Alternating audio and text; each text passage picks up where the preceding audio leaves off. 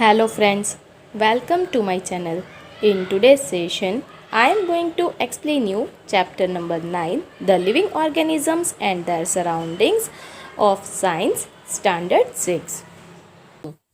In the first session, I have already explained you about the what is habitat and what is adaptation.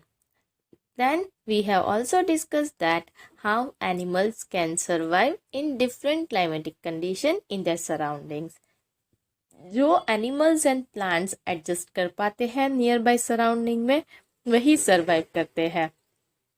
Then we have also discussed about the terrestrial habitats. जो land के ऊपर plants and animals होते हैं, जो land के ऊपर grass land है, forest है, इन सबको हम टेरेस्ट्रियल हैबिटेट बोलते हैं. Now in this chapter we are going to continue with the aquatic habitats.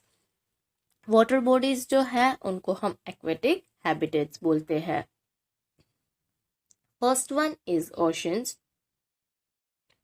C animals have streamline bodies which help them to move easily in water. ये हम previous session के अंदर discuss कर चुके हैं कि फिश के अंदर स्ट्रीमलाइन बॉडी स्ट्रक्चर होता है जिससे ये वाटर के अंदर इजीली मूव कर पाते हैं. There are some sea animals like squids and octopus which do not have this streamlined shape.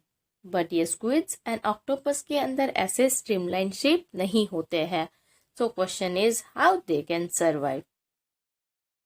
They stay deeper in ocean near the seabed and catch their prey that moves towards them. अब ये सी के अंदर deep में रहते हैं, सी bed के अंदर, और इनके आसपास जो भी शिकार आता है, जो भी इंसेक्ट्स आते हैं, इन सबको ये पकड़ के खाते हैं. However, they move in water, they make their body streamline shape. But जब भी ये पानी के अंदर ये मूव करते हैं तो अपना जो बॉडी का स्ट्रक्चर है वो स्ट्रीमलाइन बना लेते हैं ताकि इजीली मूव कर पाए. So in this way they can survive. Dolphins and whales do not have gills. अब ये डॉल्फिन्स एंड वेल्स के अंदर गिल्स नहीं होते हैं. फिश के अंदर गिल्स होते हैं जो ब्रीदिंग की प्रोसेस में हेल्प करते हैं. They breathe in air through nostril और blow holes that are located on the upper part of their heads.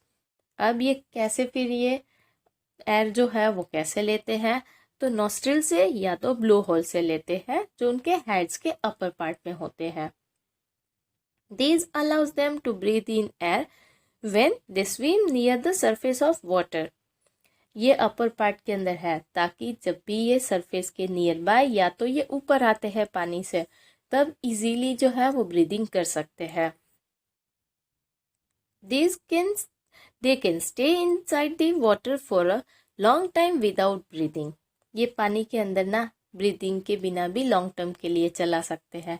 Like हम ह्यूमन बींग्स जो है वो अगर हम अपना नॉस्ट्रिल बंद कर दे फ्यू सेकंड्स के लिए तो भी हम सरवाइव नहीं कर पाते हैं. But here we can see कि इनका जो स्ट्रक्चर है वो इस टाइप का है कि वो लॉन्ग टर्म के लिए भी विदाउट ब्रीदिंग सरवाइव कर पाते हैं. दे कम out to the surface from time to time to breathe in air. अब ये टाइम टू टाइम सरफेस से बाहर आते हैं. आपने देखा होगा कि डॉल्फिन एंड वेल्स जो है वो टाइम टू टाइम बाहर आते हैं. क्यों आते हैं? वो ब्रीदिंग के लिए ही बाहर आते हैं. Now next one is ponds and lakes. In aquatic plants, roots are much reduced in size and their main function is to hold the plant in place.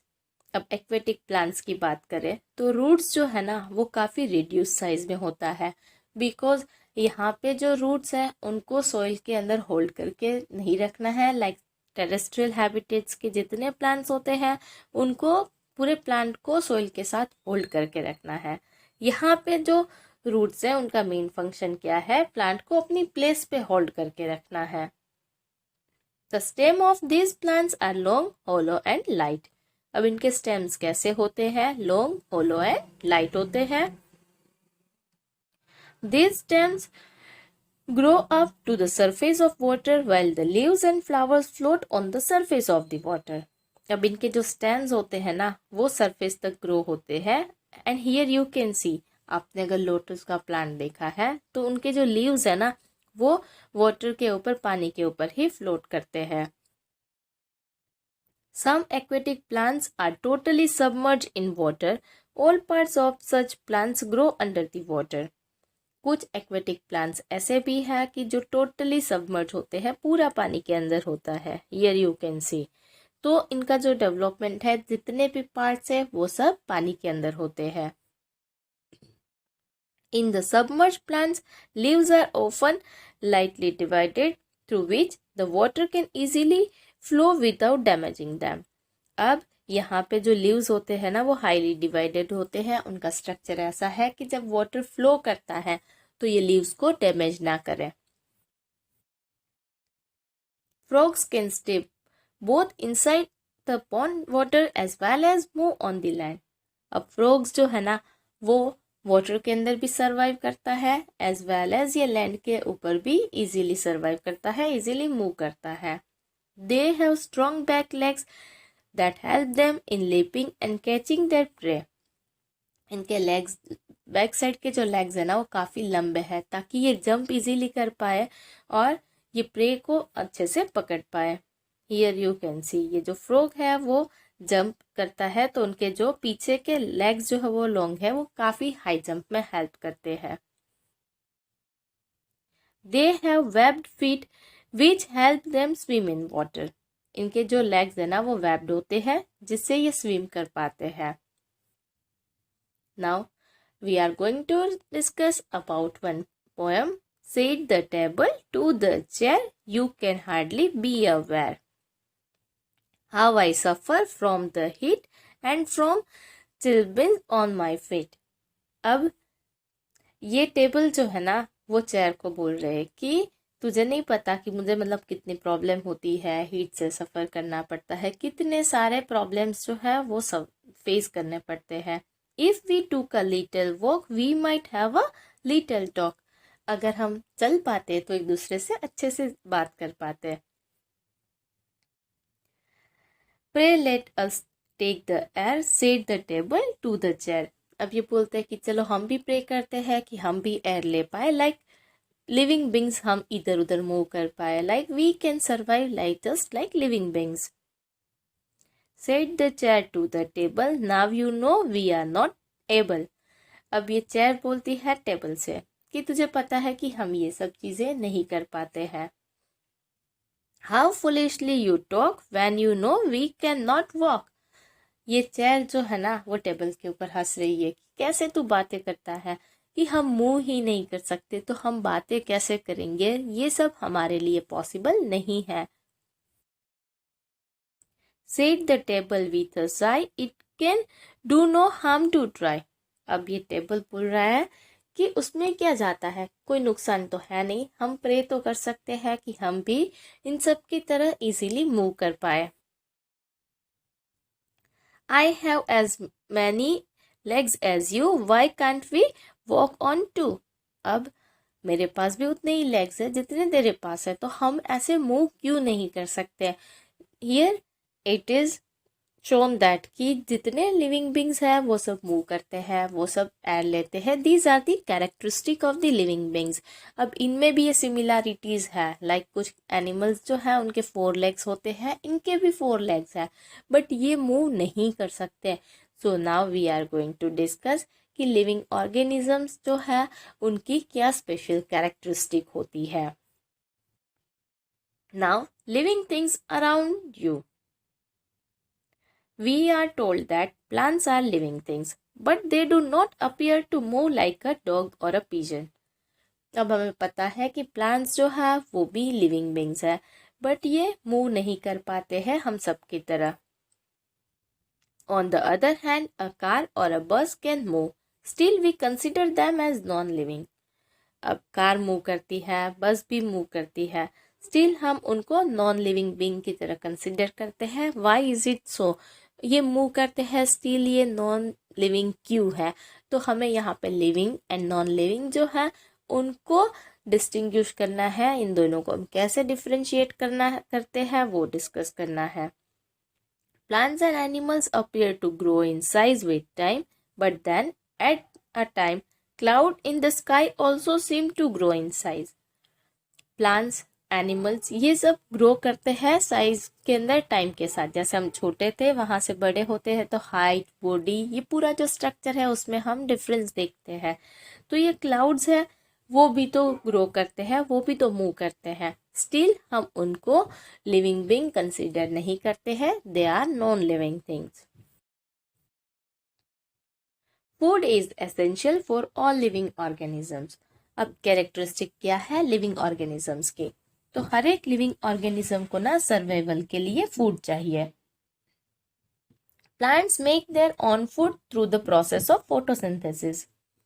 अब जितने प्लांट्स हैं वो फोटोसिंथेसिस की प्रोसेस से अपना फूड जो है, खाना जो है वो खुद बनाते हैं। Animals depends on plants and other animals for their food. जितने भी एनिमल्स हैं वो प्लांट्स एंड अदर एनिमल्स के ऊपर अपने फूड के लिए डिपेंडेंट होते हैं। सो अल्टीमेटली डायरेक्टली या इनडायरेक्टली हम सबको फूड चाहिए। Organisms need energy for other life process that go on inside them, which they obtain from the food. अब ये फूड क्यों चाहिए? बिकॉज हमारी लाइफ के अंदर हम काफ़ी सारी प्रोसेस करते हैं, लाइक हम खाना खाते हैं, वॉक करते हैं, टॉक करते हैं, हर एक काम के लिए हमें एनर्जी चाहिए।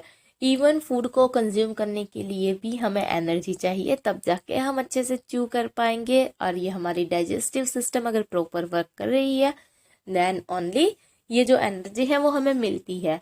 तो ये सारी प्रोसेस के लिए एनर्जी चाहिए जो फूड से मिलती है। Each living organism grow, they may all be in different stage of growth. हर एक लिविंग ऑर्गेनिज्म का ग्रोथ होता है, लाइक हम अगर स्मॉल बोर्न बेबी से बात करें वहां से लेके एडल्ट तक ग्रोथ होता है। प्लांट्स को आप देखिए तो एक सीड में से बहुत बड़ा ट्री भी बनता है। तो ग्रोथ रेट हर एक का अलग अलग है, बट अल्टीमेटली जितने भी लिविंग बींग्स हैं वो सब ग्रो करते हैं। Growth seems to be a common to all living things. So हम बोल सकते हैं कि ग्रोथ जो है ना वो हर एक लिविंग बींग का होता है। Breathing is a part of a process called respiration. हम जो ये ब्रीदिंग करते हैं ना उस प्रोसेस को हम क्या बोलते हैं? Respiration. In respiration some of the oxygen of the air we breathe in is used by the living body. We breathe out the carbon dioxide produced in air in this process. अब हम क्या करते हैं respiration के अंदर, जो atmospheric air हम लेते हैं उसमें से ऑक्सीजन को यूटिलाइज करते हैं और हम कार्बन डाइऑक्साइड है उनको ब्रीथ आउट करते हैं, उनको बाहर निकालते हैं। The process of breathing in animals like cows, buffaloes, dogs और cats is similar to humans. अब ये काउ, डॉग, बफेलोज इन सब के अंदर भी ब्रीदिंग की जो प्रोसेस होती है वो हमारी तरह ही होती है।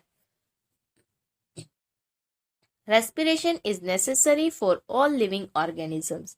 रेस्पिरेशन जो है वो काफ़ी इम्पोर्टेंट है, बिकॉज आप हायर स्टैंडर्ड के अंदर स्टडी करोगे कि ये जो फूड का ब्रेक डाउन होता है ना वो ऑक्सीजन की हेल्प से होता है, then only we can get energy. It is through respiration that the body finally obtain energy from food it takes. As I said, जो हम रेस्पिरेशन की प्रोसेस करते हैं जिसमें ऑक्सीजन लेते हैं, जिसकी हेल्प से ये फूड जो है उसमें से हमें एनर्जी मिलती है। सो अगर ये रेस्पिरेशन की प्रोसेस कंटिन्यू नहीं होगी तो फिर हम सरवाइव नहीं कर पाते हैं। Earthworms breathe through their skin. अब हम नोस्ट्रिल से करते हैं, जबकि अर्थवॉर्म का जो ये ब्रीथिंग प्रोसेस है वो स्किन के थ्रू होता है। Fish have gills for using oxygen dissolved in water. ये फिश के पास गिल्स होती है ताकि जितना भी डिसॉल्व ऑक्सीजन है एयर में उसको ये कंज्यूम कर पाए। Plants use carbon dioxide for of air to produce their own food and give out oxygen. अब प्लांट्स जब ये फोटोसिंथेसिस की प्रोसेस करते हैं उसके अंदर कार्बन डाइऑक्साइड जो है वो लेते हैं एंड ऑक्सीजन जो है वो एटमॉस्फेयर के अंदर रिलीज करते हैं। हियर यू कैन सी ये वाटर एंड मिनरल्स रूट से जाते हैं, कार्बन डाइऑक्साइड ये इनहेलिंग में लेते हैं, ये एक्सेप्ट करते हैं एंड ऑक्सीजन जो है उसको एटमॉस्फेयर के अंदर रिलीज करते हैं। The leaves take in air through tiny pores in them and use the oxygen. They give out carbon dioxide to the air. अब प्लांट्स है वो अपना फूड खुद बनाते हैं, उसके लिए उनको कार्बन डाइऑक्साइड चाहिए और ऑक्सीजन रिलीज करते हैं, बट अल्टीमेटली प्लांट्स को भी एनर्जी चाहिए। वो एनर्जी कहाँ से मिलती है? वो फूड से मिलती है, बट वो फूड को एनर्जी में कन्वर्ट करने के लिए उनको भी ऑक्सीजन की रिक्वायरमेंट होती है। सो ये ऑक्सीजन जो है वो लेते हैं एनर्जी के लिए एंड कार्बन डाइऑक्साइड को रिलीज करते हैं।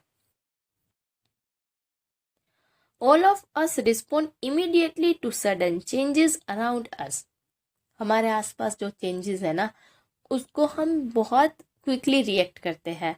लाइक अगर आपका हाथ जो है ना किसी गर्म चीज को टच कर गया, देन ऑन द स्पॉट आप वहां से हाथ ले लेते हो। वाई? बिकॉज आपके पास जो सेंस ऑर्गन्स है आपकी स्किन के थ्रू पता चला कि it is hot and it is dangerous to you. So आपके ब्रेन ने एक मैसेज दिया कि टेक योर हैंड अवे, तो आप तुरंत लेते हो, राइट? तो हम क्विक रिस्पॉन्ड करते हैं। Changes in our surroundings that make us respond to them are called stimuli. अब हमारे आसपास जितने चेंजेस होते हैं उनको जो हम रिस्पॉन्ड करते हैं उनको स्टिम्युली बोला जाता है। Observe the behaviour of animals when the food is serve to them. अब अगर आप कुत्ते को या गाय को या कैट को किसी को भी आप फूड देते हो तो क्या होता है? वो तुरंत ही आते हैं। वाई? बिकॉज उनको पता है कि ये फूड आप दे रहे हो, तो ये भी रिस्पॉन्ड करते हैं। Wild animals run away when bright light is flash towards them. अब वाइल्ड एनिमल के टूवर्ड्स आप अगर ब्राइट लाइट टॉर्च ऑन करोगे वो तुरंत वहां से भाग जाते हैं। Why? Because they are also responding to this sudden change. Flowers of some plants bloom only at night. कुछ फ्लावर्स ऐसे हैं जो सिर्फ रात को ब्लूम करते हैं। Each some plants like the mimosa, commonly known as touch me not, leaves close or fold when someone touches them. अब टच मी नॉट प्लांट के आप लीव्स को टच करते हो ना तो ये पूरे क्लोज हो जाते हैं। तो इन्होंने भी क्या किया? रिस्पॉन्ड किया, right? If you grow a plant in the house where sunlight comes for a while, plants bend in the direction of sunlight. अगर आपके घर में कम सनलाइट है और आप अगर वहाँ पे प्लांट को ग्रो करते हो लाइक घर के अंदर और लिमिटेड टाइम के लिए ही सनलाइट आती है, तो जिस डायरेक्शन से सनलाइट आती है उसी डायरेक्शन में प्लांट जो है ना वो थोड़ा सा बेंड होता है। You may observe it. तो यहाँ पे हमने क्या ऑब्जर्व किया कि जितने भी लिविंग बींग्स हैं वो अपने सराउंडिंग में जो चेंजेस होते हैं उनको इमीडिएटली रिस्पॉन्ड करते हैं, जबकि नॉन लिविंग थिंग्स जो है उनके नियर बाय कुछ भी चेंजेस हो जाए they never ever respond because they are non living. Not all the food that is eaten is really used. Only a part of it is utilized by the body. अब हम जितना खाना खाते हैं वो सब यूटिलाइज नहीं होता है, सब यूज नहीं होता है, कुछ पार्ट ही उसमें से यूज होता है बॉडी से। Our body also produces some waste in the other life processes. Even other life processes के अंदर भी काफी सारे ऐसे वेस्ट जो है वो प्रोड्यूस होता है। The process of getting rid of this waste by the living organism is known as excretion. अब जो ये वेस्ट है जिसको हम निकालते हैं अपने बॉडी से उसको एक्सक्रेशन बोला जाता है। Some harmful or poisonous materials do get produced in plants as waste. Even कुछ poisonous या harmful substances जो है वो plants के अंदर भी as a waste produce होते हैं। Some plants find it possible to store the waste products within their parts in a way that they do not harm the plant as a whole. अब कुछ plants ऐसे भी हैं जिसके अंदर ऐसे कुछ भी सब्सटेंस है कि जो हार्मफुल है, तो वो पार्ट के किसी एक प्लांट के अंदर स्टोर करके रखते हैं ताकि वो पूरे प्लांट को नुकसान ना पहुंचाए। Some plants remove waste products as secretion. ये सिक्रेट करके ये जितने भी हार्मफुल सब्सटेंस है उनको रिमूव भी करते हैं कुछ plants. So ultimately what we can conclude over here कि जितने भी लिविंग बींग्स हैं उनके अंदर जो भी वेस्ट होता है उसको एक्सक्रीट किया जाता है। लाइक एनिमल्स जितने हैं उन सब का जो डंग है वो एंड यूरिन है वो क्या है, वेस्ट प्रोडक्ट है जिसको बॉडी के अंदर से निकाल दिया जाता है, एक्सक्रीट किया जाता है और इस प्रोसेस को हम एक्सक्रेशन बोलते हैं। Animals reproduce their own kind. अब एक और कैरेक्टरिस्टिक है कि जितने भी लिविंग बींग्स हैं वो अपने टाइप के लिविंग बींग्स जो है वो रिप्रोड्यूस करते हैं। Some animals produce their young ones through eggs. कुछ एनिमल्स ऐसे हैं कि जिनके यंग वन है वो बेबी को बोन नहीं देते, बेबी को बर्थ नहीं देते, उनके एग्स जो है वो हैच होते हैं, उसमें से बेबीज आते हैं और ये एग्स ले करते हैं। Some animals give birth to the young ones. कुछ एनिमल्स लाइक ह्यूमन बींग्स है वो यंग वन को बर्थ देते हैं, अपने टाइप के जो है वो उनके अंदर भी रिप्रोडक्शन होता है। Plants produce seeds which can germinate and grow into new plants। अब प्लांट्स है वो कैसे रिप्रोड्यूस करते हैं, तो ना तो वो एग्स ले करते हैं ना तो वो बर्थ देते हैं, बट इनके जो सीड्स प्रोड्यूस होते हैं वो सीड्स में से न्यू प्लांट्स बनते हैं। Some plants also reproduce through parts other than seeds. For example a part of a potato with a bud grow into a new plant. अब ज़रूरी नहीं है कि सीड्स के अंदर से ही सिर्फ न्यू प्लांट्स जो है वो बनते हैं। लाइक पोटैटो के अंदर जो बर्ड है उसके अंदर से न्यू प्लांट ग्रो होता है। Plants like rose and mehndi can be grown from its branch. अगर रोज या मेहंदी की एक स्टेम को कट कर लो और कहीं और जगह पे उसका प्लांटेशन करोगे तो उसके अंदर से भी न्यू प्लांट जो है वो अच्छे से ग्रो होता है। Animals move from one place to another and also show their other body movement। अब लिविंग बींग की और एक कैरेक्टरिस्टिक है कि हम एक प्लेस से दूसरी प्लेस पे मूव करते हैं। इवन हमारे बॉडी पार्ट्स जो है वो भी मूव करते हैं, मतलब उनकी भी मूवमेंट होती है। Plants are generally anchored in soil so they do not move from one place to another. Plants जो है ना वो एक ही प्लेस पे रहते हैं, वो मूव नहीं करते हैं, वो सोइल के अंदर एंकर्ड होते हैं। सो ये प्लांट्स जो है वो मूव नहीं करते हैं though they are living beings. Various substances like water, minerals and the food synthesized by them move from one part of the plant to other. But water, minerals and जो ये food है उनके through ये various जो substances के through ये move करते हैं। लाइक सीड्स है वो अगर बहुत तेज़ हवा चलती है एंड लाइट वेटेड सीड्स है तो वो एयर के थ्रू मूव करते हैं। एक्वेटिक प्लांट्स के अंदर सीड्स और फ्लावर्स, फूड ये सब वाटर के साथ फ्लो हो गए, ये भी मूव करते हैं। All the living organisms need food, respire, respond to stimuli, reproduce, show movement, grow and die. अब ये सारे कॉमन कैरेक्टरिस्टिक है लिविंग बींग के अंदर कि सबको फूड की रिक्वायरमेंट होती है, हम सब रेस्पिरेशन की प्रोसेस करते हैं, स्टिमुली को भी रिस्पॉन्ड करते हैं, रिप्रोडक्शन होता है, मूवमेंट भी शो करते हैं और हमारा ग्रोथ भी होता है एंड वन डे डेथ भी होती है। सो ये सारे कैरेक्टरिस्टिक जिनके अंदर होते हैं उनको हम लिविंग बींग बोलते हैं। Non-living things may not show all these characteristics at the same time। अब हो सकता है कुछ कैरेक्टरिस्टिक नॉन लिविंग बींग्स के अंदर हो, लाइक बर्ड्स जो है वो मूव करती है, वो भी पेट्रोल या डीजल जो है उनको कंज्यूम करती है, बट वो रिप्रोडक्शन नहीं करते हैं, वो स्टिमुली को रिस्पॉन्ड भी नहीं करते हैं, सो उनको हम नॉन लिविंग कंसिडर करते हैं। Now activity, consider any seed. It can stay in a shop for months and not show any growth or some of the other characteristic of life। आपने ये ऑब्जर्व किया होगा कि इवन आपके घर के अंदर या शॉप के अंदर अगर कोई सीड्स है, वो सालों तक ऐसे ही रखोगे तो उसके अंदर से न्यू लिविंग बींग्स नहीं बनेंगे, उनके अंदर से अपने आप रिप्रोडक्शन नहीं होता है।